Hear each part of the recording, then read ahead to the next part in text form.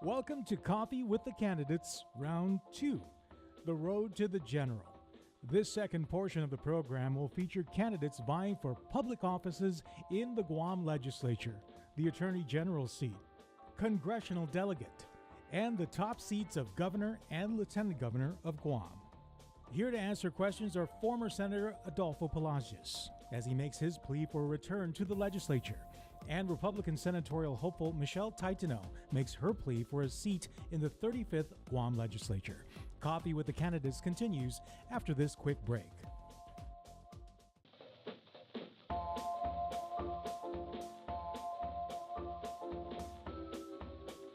Hafa and welcome to another episode of Coffee with the Candidates. I'm your host, Janella Carrera, and joining me for this episode is Melissa Hope Taitano. Michelle, thank you so much for joining us. She's a candidate, senatorial candidate for the 35th Guam legislature.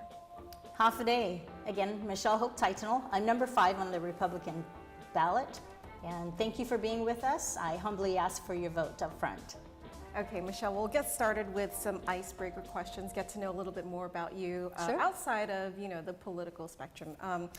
If we were to turn on your Hulu or Netflix account, assuming you have one, Yes. what kind of shows would we find on your queue to watch? Shucks, crime shows. Oh, I love crime shows. Yeah. NCSI is my favorite. Okay. Yeah. How about, is that Hulu or Netflix? Or Netflix. both? Netflix. What about Hulu? Is there any show there that you... No, just whenever I want to watch something from there, I just go there. And, Yeah. But just Mostly Netflix? Yeah. Yeah, it's easier. Yeah. At a fiesta, what kind of food, or, a lot of people like to eat calaguin, but what kind of calaguin or chamorro food would we find on your plate? Shrimp calaguin if there's some on the table, for sure. Yeah, shrimp. Yeah. So that's your favorite of the three main calaguins, Yes. is the yes, shrimp calaguin. yes. How about music? What kind of music do you listen to? Oh, I like all kinds of music. Mm-hmm. I guess kind of depends on what we're doing. If dinner, adult contemporary music is good, and but I like dance music because I love to dance. Oh, really? Do you So go dancing out? Well, I kind of used to a little bit more, but now I just kind of go to Zumba. Oh, okay. We're doing Zumba tonight, so. Oh, wow. Okay. Yeah. Well, that sounds like fun. Okay, well, we're going to get started with some of the more serious questions. Sure. So that the people of Guam can get to know you a little bit better and your platform. You mentioned that your platform is on public safety. That's kind of, your background as well. Sitting on the parole board Yes. for how many years? So if you're elected into the 35th Guam legislature, what would be your first legislative initiative? Well, I'd like to update some of the public safety policies and maybe instill some new ones, just to kind of reinforce our update, because some of our laws are just kind of antiquated. We really need to bring it up to speed so that we can be par with not just our U.S. counterparts, but also just so that we can be updated. Right. Well, speaking of, some of the public safety laws that we have, or just laws in general, in the past 4 years or 2 years, has there been any legislation that you might have disagreed with or even agreed with that you thought was really strong and maybe wanted to enhance or be a part of? Well, I don't want to say love, but I really appreciated the Castle Doctrine by Senator Tony Ada at the time. That's really important, especially since I'm public safety, right? So to be able to defend yourself at home, on the home front or in your vehicle, and not be questioned, because a lot of times these days, if sometimes you're a victim, and then the way adjudication processes, evidences, witnesses, they turn you into the offender. So it's kind of heartbreaking. So I'm really appreciative that Castle Doctrine was or is in place, and I was sure I would have had an opportunity to be a part of that. I would have loved to have. But maybe we can enhance upon that as well. Right. Yeah. As someone who sits on the parole board and may be familiar with some of the laws in terms of public safety and DOC and whatnot, lately there has been a lot of talk about recidivism rates. Recidivism rates in our island, and the fact that it seems to be either rising or not, being reduced. What do you think about, the fact that our island population or our prison population is, I think the number was like 64% or something to that effect, recidivism? Right, so it kind of varies depending on how many people are inside and crimes committed, but it's about 55 to 60%. And if you were quoted 64, maybe it was a day there was a little bit more higher. The crime was a little bit more intense that day or a few days, so that tends to fluctuate. But we're kind of averaging 55, 60. Okay. And it's too high for our little 160,000 population, right? So we need to do some serious revamping of our processes to be able to really address those problems. Okay, I understand that a lot of the crimes that are committed or cases that are adjudicated with this type of prison population has to do with drug-related problems, and we have seen an increase in drugs being present in our island, especially with the resurgence of cocaine. What would you do as a senator to address this type of problem on our island? Well, there's several fronts that need to be addressed, not just like one area, but on the whole, you're right. So about 90% of the cases or the offenders in our prison, they're all drug related. The cases are drug related. That's really high. So that's indicative of the ice and cocaine epidemic we have, unfortunately. I believe we start public safety, prevention, and proaction really begins at home. We really need to find out where our kids are at. Are our kids at home with us? Are they doing their homework as they should? Are they going to school? And I know parents these days are busy working, but I think if we communicate with our children, our kids on the home front, and make sure everybody is as well as we can be on the home front as a family, and then just kind of work together, because once the kids transition from being on the home front, that's their training ground. Training ground for being out in school, and then in the workplace, and then in the community. So if they don't get that real good training in the home, then they're most likely going to be challenged to make silly decisions and maybe have some conflict with the law and maybe bad situations, or friends who have the same situations, and then they just want to be rebellious, peer pressure, and they're angry at something and they want to take care of or react that way. So that's kind of a main factor I'd like to kind of support. And of course, again, the change in the way we incarcerate folks, not just to warehouse them, but I know it's a funding issue. I know everybody knows we need more treatment and more programs within the walls to address some of those issues. And again, I think I'm a faith-based person, believe in the Lord, and I think if we have some faith and work our faith a little bit harder and a little bit more diligent, then we're a little less likely to go off the deep end, right? But again, and so that with that, and then of course with public safety officers in general, just being able to reinforce and update, again, as I said earlier, the policy so that we can support our law enforcement, correction officers, fire, airport, port police, folks who are in that correction or the public safety area.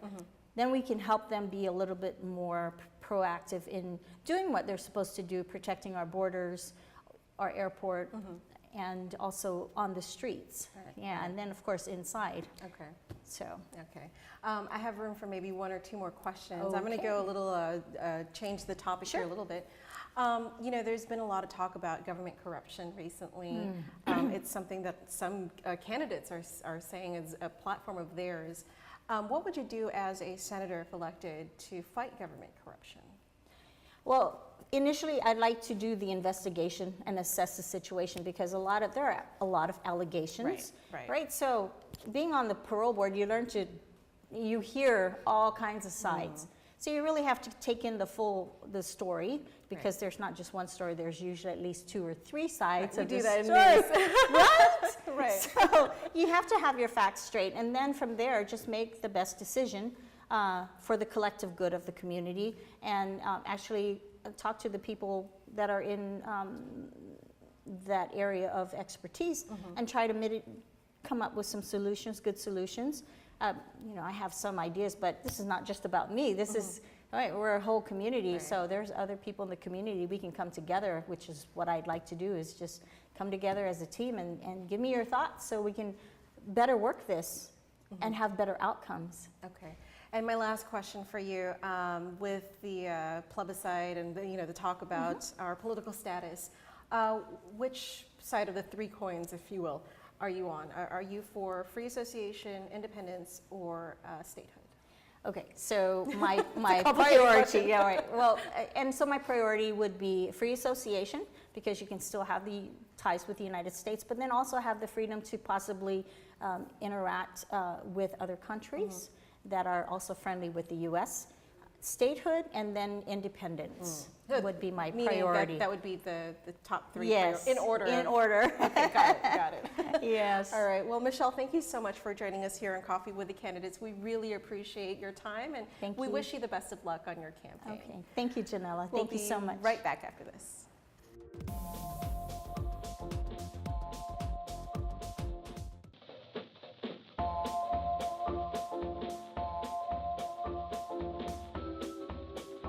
Hafa Day, and welcome back to Coffee with the Candidates. Again, I'm your host, Janella Carrera, and joining us for this segment of our episode is former Senator Adolpho Palacios.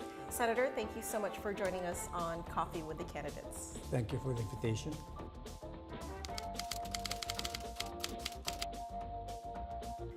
Okay, we'll get started with some icebreaker questions, just some questions to kind of get to know that side of you that maybe not a lot of people are familiar with. So do you watch Hulu or Netflix? Do you have a Hulu or Netflix account?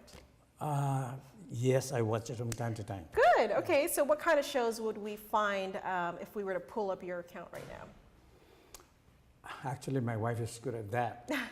She operates that, and then I join her in watching. Oh, I see. So she handles the account. Really, yeah, because I just cannot handle those things. She's very good at that, though. Okay, very smart man.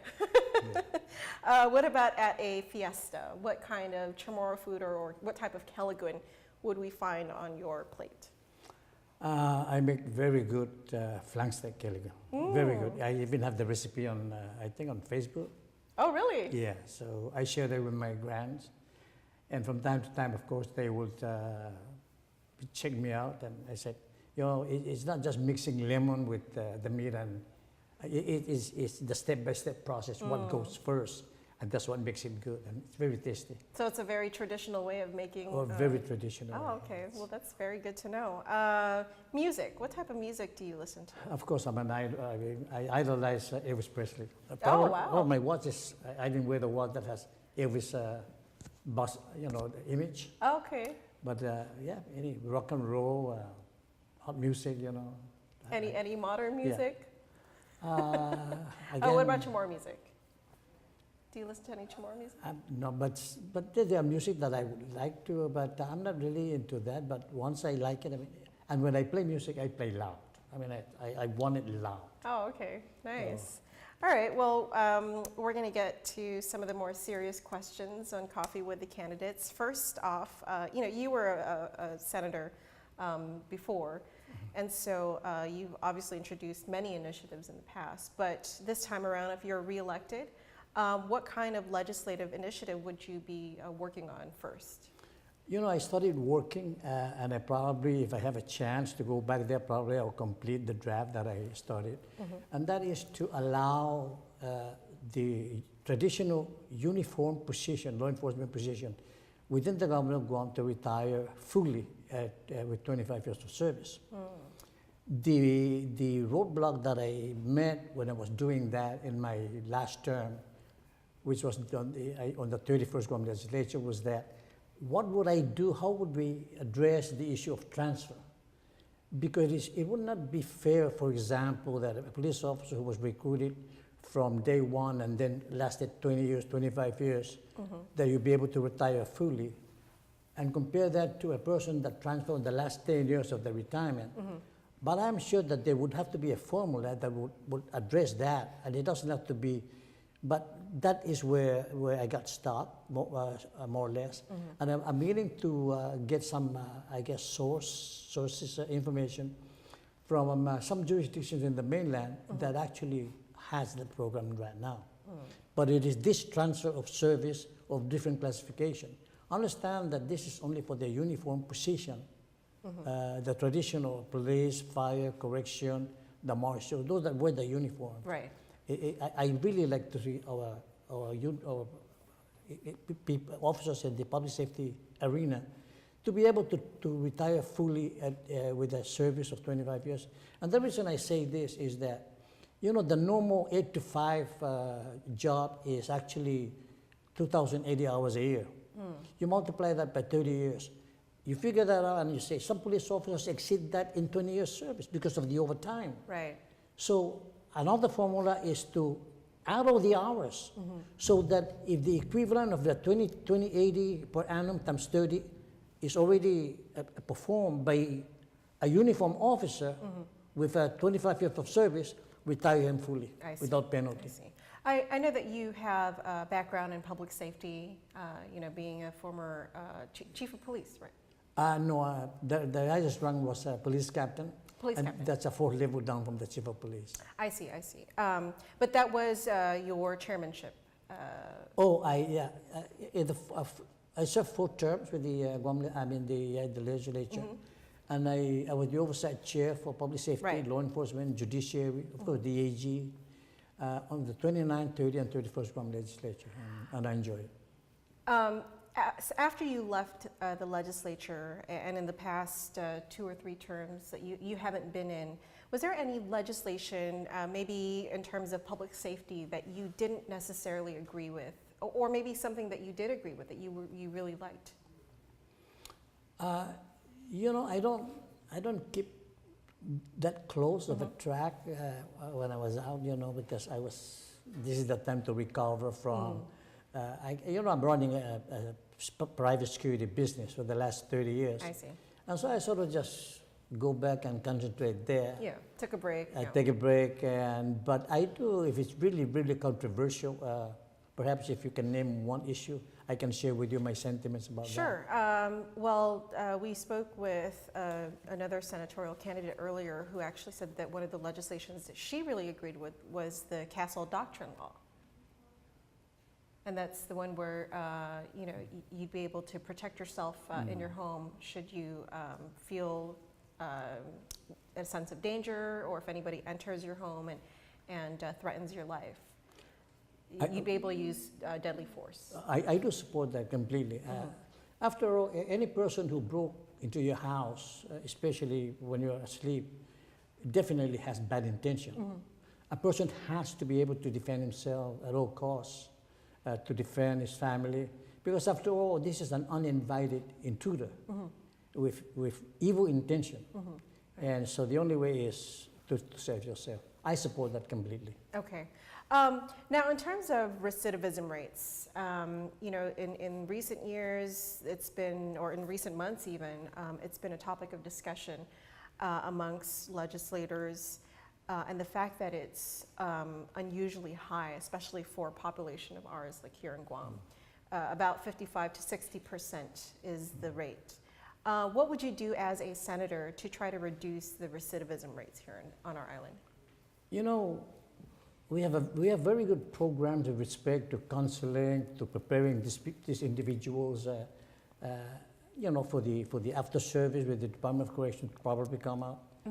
There's one thing that I actually disagree, and I cannot understand why lawmakers cannot try to reconcile this, and this is the issue.